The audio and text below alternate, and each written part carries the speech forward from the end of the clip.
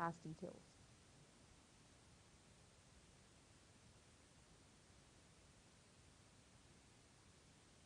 We'll bring you that report in our subsequent bulletin. 1 week after the authorities of Nigerian Customs Service opened the Ilela land border between Nigeria and Niger Republic, the government of Niger Republic on Friday opened its border in Koni for operations. A source, Nuhu Samaila from Koni in Niger Republic, said the border was declared open at exactly 12 p.m. on Friday.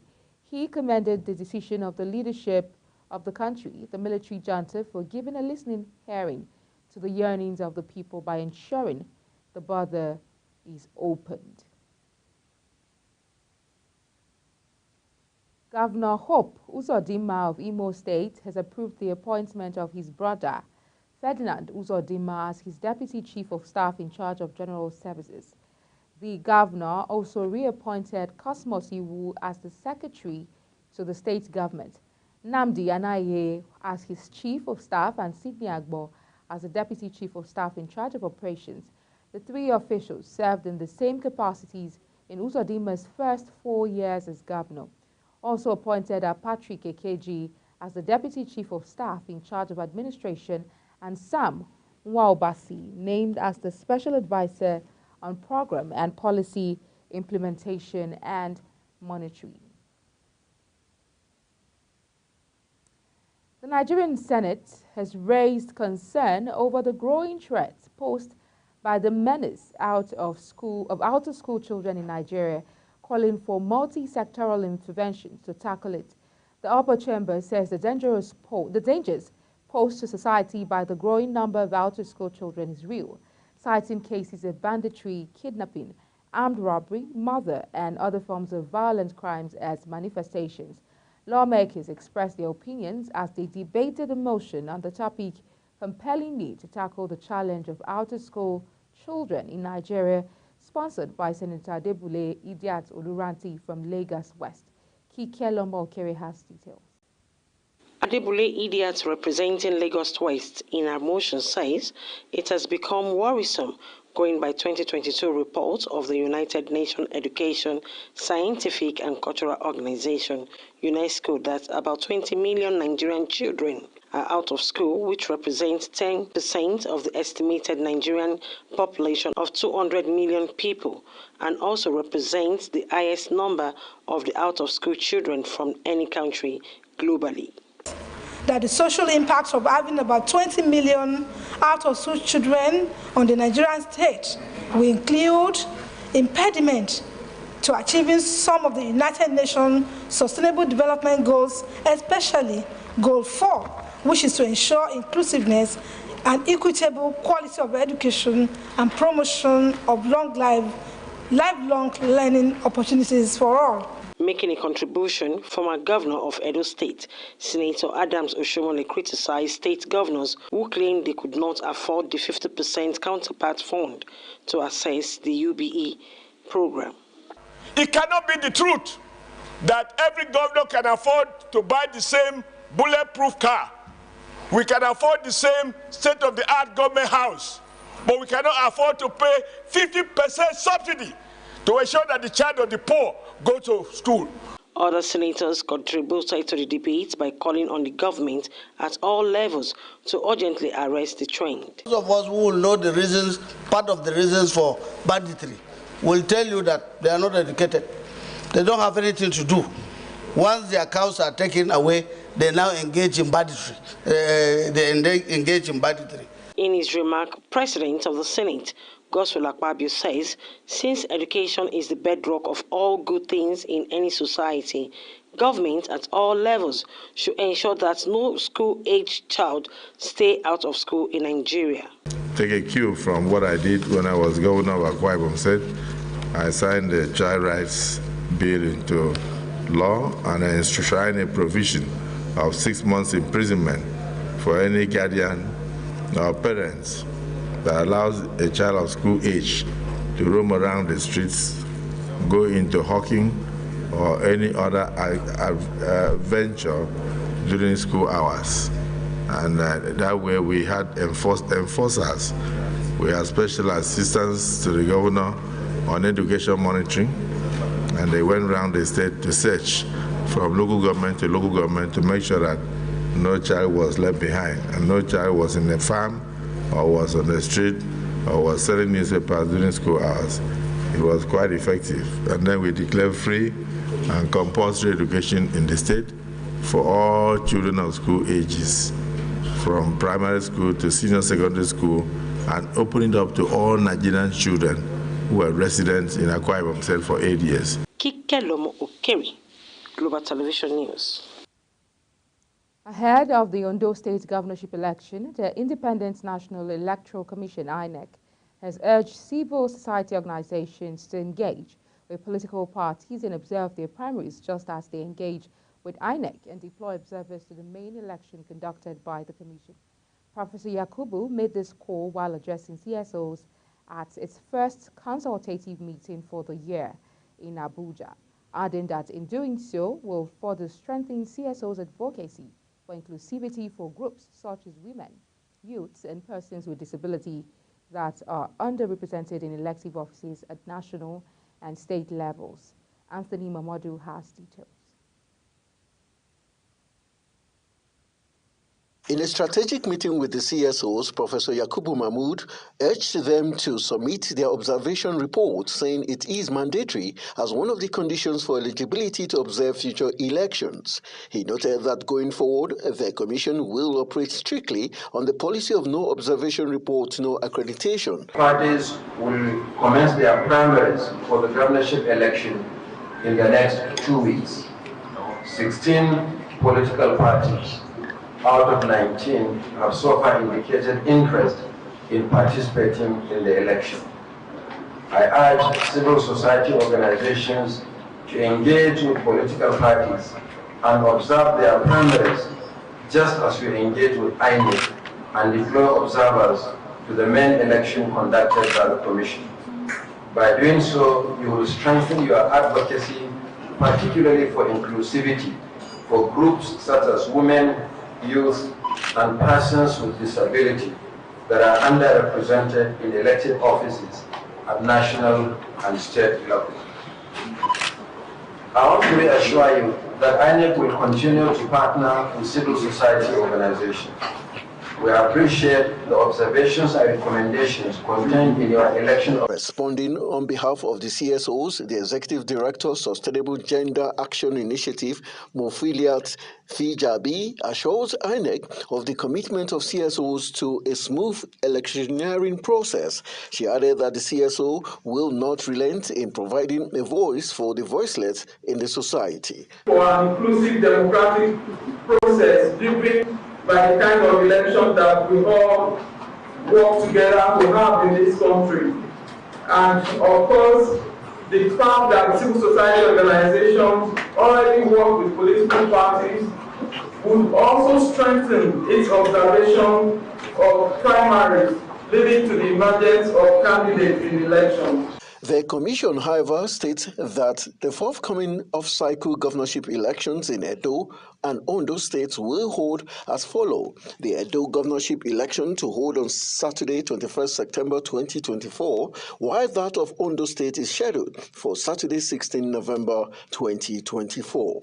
Anthony Momodu reporting for Global Television News. The chairman, Independent National Electoral Commission, Professor Mahmood Yakubu, has cautioned media organizations against fake news and misleading reports ahead of the Edo and Ondo governorship elections. Yakubu gave the caution in Abuja during a consultative meeting with the media. He urged the media and the public to scrutinize the biodata and credentials of the candidates when published as provided by law. Michael Edikan has details.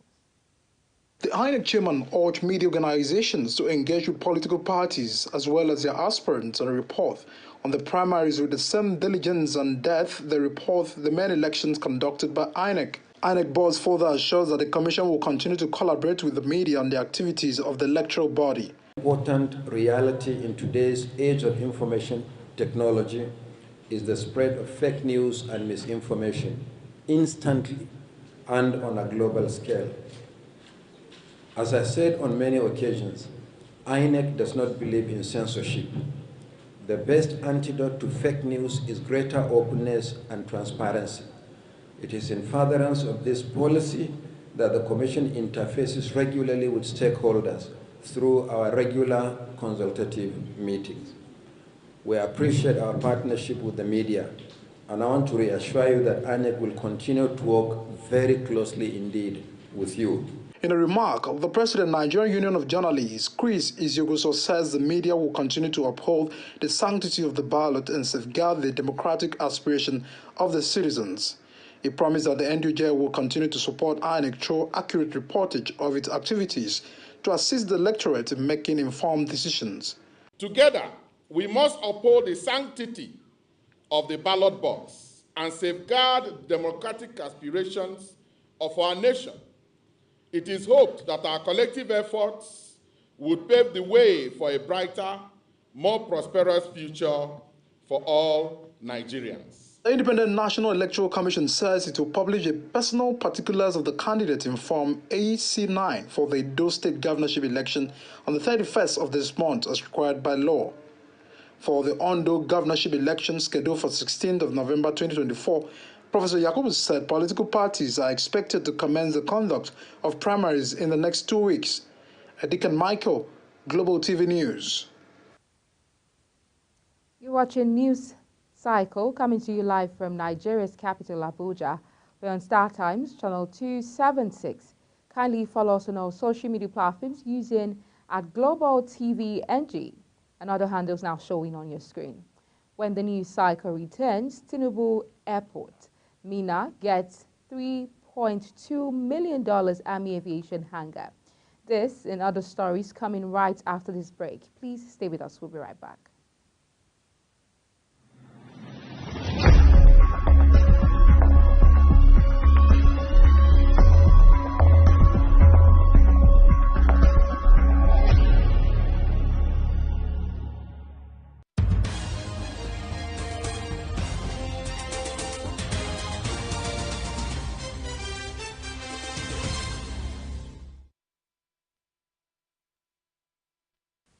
Many thanks for staying with us.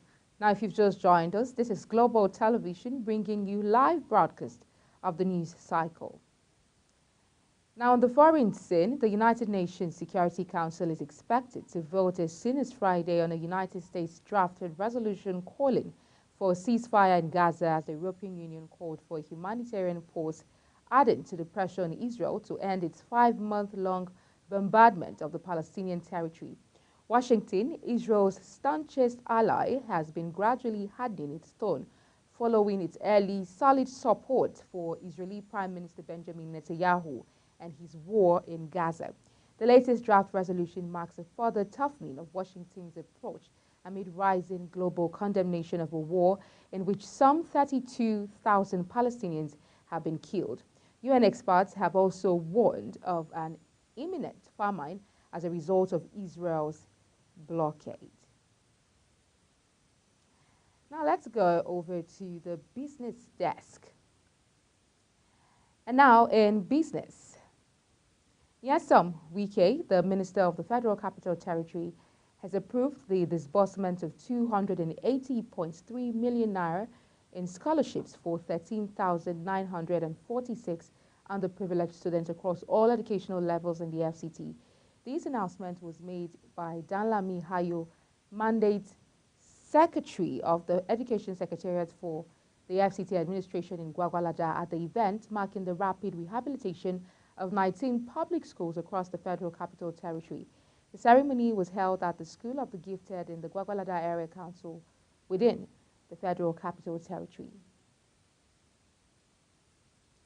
Also, the Minister of the Federal Capital Territory, Nyesom Wike, has presented the FCT 2024 statutory budget proposal of 1.147 trillion naira to both the Senate and House of Representatives committees on FCT. Marking the presentation before the Senate committees, the FCT minister disclosed that the budget revenue sources will be made up of internally generated revenue, IGR, infrastructure support fund, among others. Kikia Lamo Kere has details. The Minister of Federal Capital Territory, Nyesom Wike, noted that the total sum of fiscal framework comprises of proposed distributable revenue of over 510.3 billion naira and non-distributable revenue of 637,416 billion naira. We have a fiscal framework of sum of 1,147,780,610,283 naira, comprising distributable revenue of 510.3 billion and non-distributable revenue of 637.4 billion. Wike, giving highlights of the FCT appropriation bill, says 280 billion naira is earmarked for overhead, 726 billion naira for capital projects, and 140 billion naira for personnel, bringing the total budget to 1.147 trillion naira. He further highlighted some of the projects to be executed from 2024 FCT statutory budget proposal, which is being proposed for the FCT 2024 statutory budget after due deliberations with all the revenue generating agencies of the FCT. Also take into consideration the parameters highlighted in paragraph 8 above. Now, when you compare the revised 2023 appropriation of the sum of 641 billion, there's an increase of the sum of 506 billion, which is 44%. In the 2024 statutory budget proposal.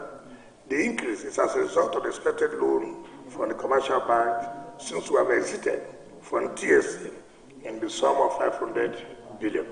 Presenting the budget before the House of Representatives Committee on FCT, Wike listed some of the critical projects to be executed by FCT administration in 2024 statutory budget proposal, to include completion of roads B6, B12, construction of access road and car park for Abuja Light Rail Dede Gwagwa Station, Lot 5, full scope of development of area road from Northway Park to other Northern Express. He also said there will be provision of engineering infrastructure to Guzapi, provision of engineering infrastructure to Wuye District, extension of Inner Southern Express from Southern Way Park to Ring Road, full scope development of FCT Highway, among others.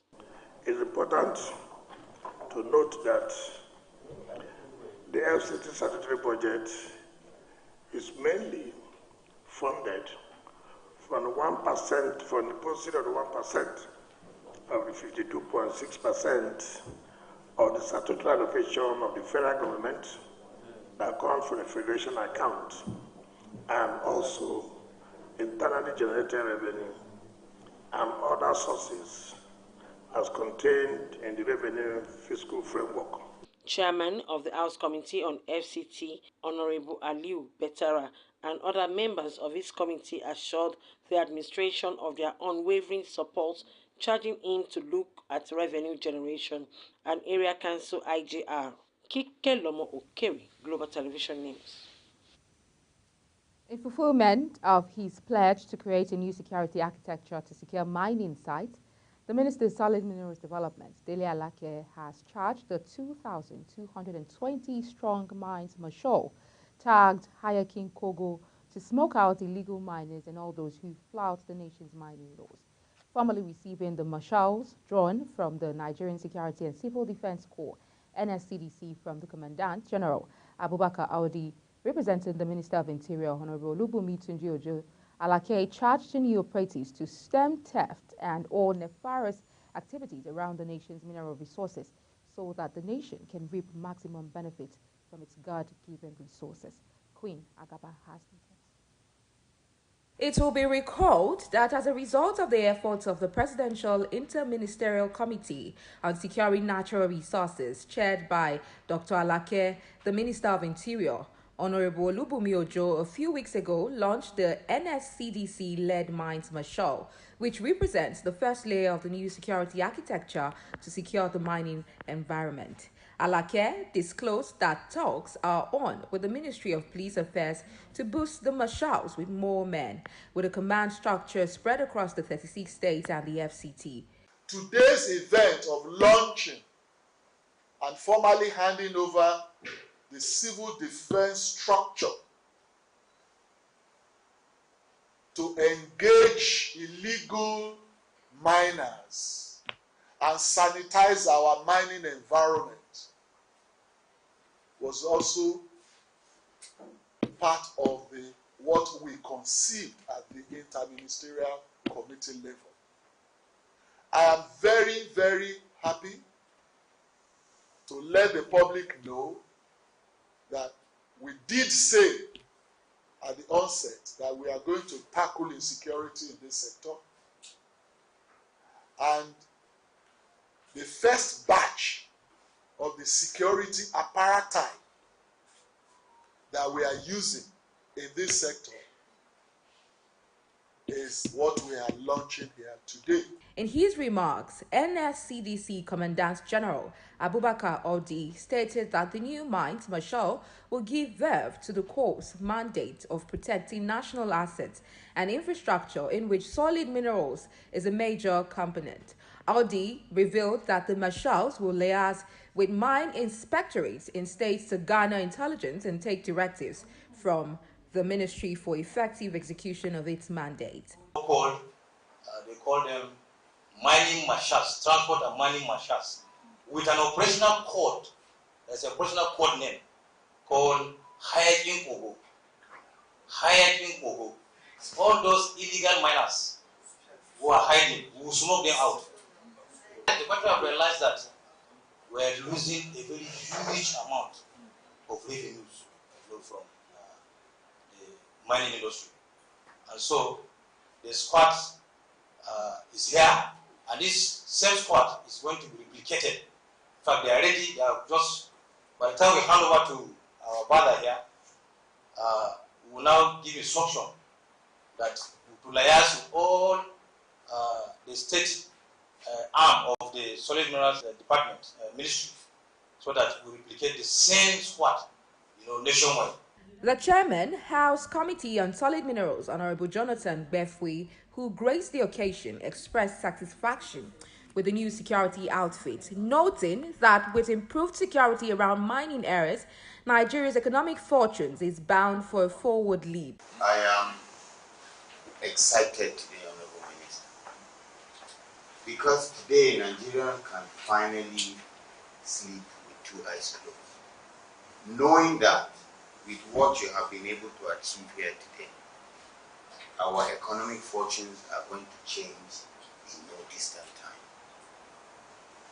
One of the greatest challenges we've been having as a nation is the fact that our solid minerals have not only been illegally mined, but more than that, they've been illegally smuggled out without us getting true value for that gift or those gifts that God has given. He further reassures the House of Representatives' commitment to support the solid mineral development in achieving its goal. For Global Television, Queen Agaba reporting. And that's it on the news cycle, and it came to you live from the nation's capital, Abuja. We're on Star Times, channel 276.